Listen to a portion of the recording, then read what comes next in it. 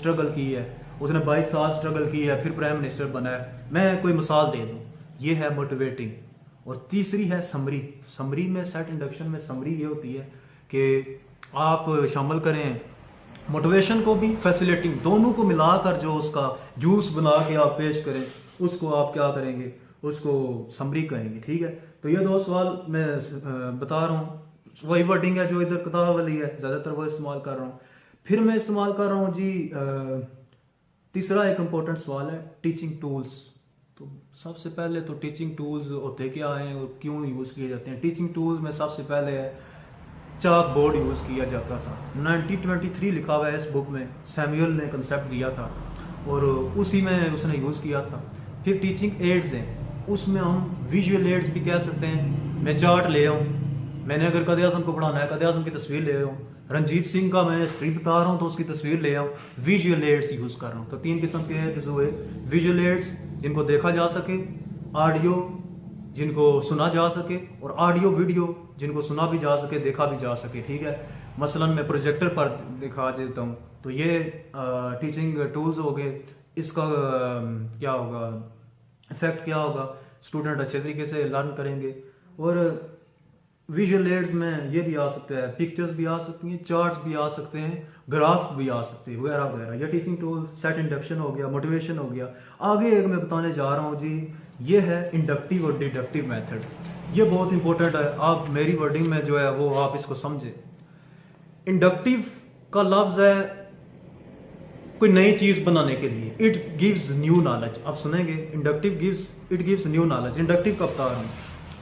और it is the method of discovery, इससे नई चीज बनती है, बनाई जाती है। It is the method of discovery and it is the method of teaching. जो आपको पढ़ाएगा ना वो टीच करेगा, और इससे स्टूडेंट्स को बहुत नॉलेज मिलता है। लेकिन ये स्लो प्रोसेस है, मतलब सोचेगा, इंडक्ट करेगा, सोचेगा, slow process.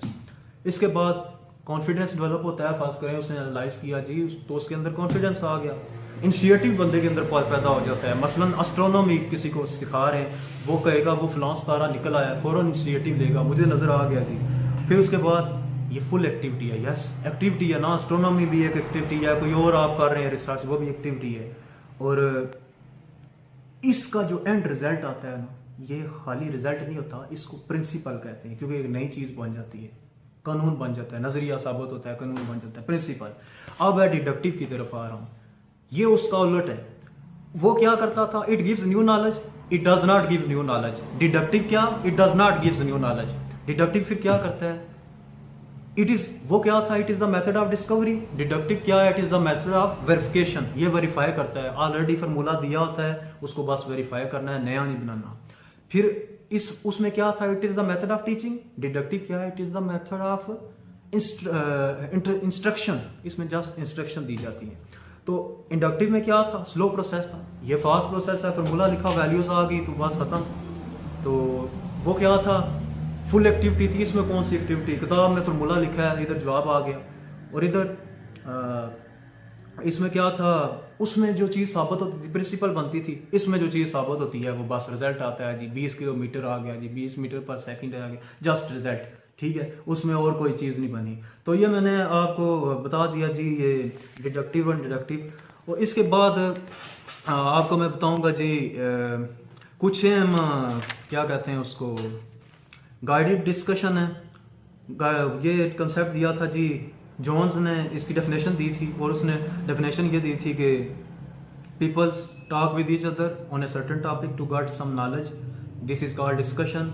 And guided discussion में सबसे पहले ऑब्जेक्टिव होता है, फिर इंट्रोडक्शन दिया जाता है, फिर डिस्कशन कराई जाती है, फिर उसकी समरी दी जाती है, फिर कंक्लूजन ड्रा होता है। अरेंजमेंट कितनी हो सकती है डिस्कशन की, सर्कल में हो सकते हैं, यू शेप भी बैठ सकते हैं, दो चीज़ें। और फिर उसके बाद ये डिस्कशन मेथड हो गया। इसके बाद मैंने आपको बताना जी रिसर्च प्रोजेक्ट कितने हो सकते हैं। रिसर्च प्रोजेक्ट दो किस्म के हो सकते हैं। पहला है जो एजुकेशन रिसर्च प्रोजेक्ट, ये तो आपको पता है क्या हो सकता है। दूसरा है कमर्शियल। कमर्शियल में आगे दो तीन चीज़ें आ जाती हैं। पहला आ सकता है सेल्स प्रोजेक्ट, फिर आ सकता है ग्रांट प्रोजेक्ट, बिजनेस प्रोजेक्ट, और फिर आता है मार्केटिंग रिसर्च प्रोजेक्ट। तो ये दोस्तों हमारा था, ये कुछ अहम सवालात थे जिस पर मैंने रोशनी डाली। तो बाकी भी बहुत सारे सवाल हैं, लेकिन टाइम कम है। लेकिन नेक्स्ट पेपर्स के हैं, वो मैं अपलोड करूंगा। तो अगर आपको ये वीडियो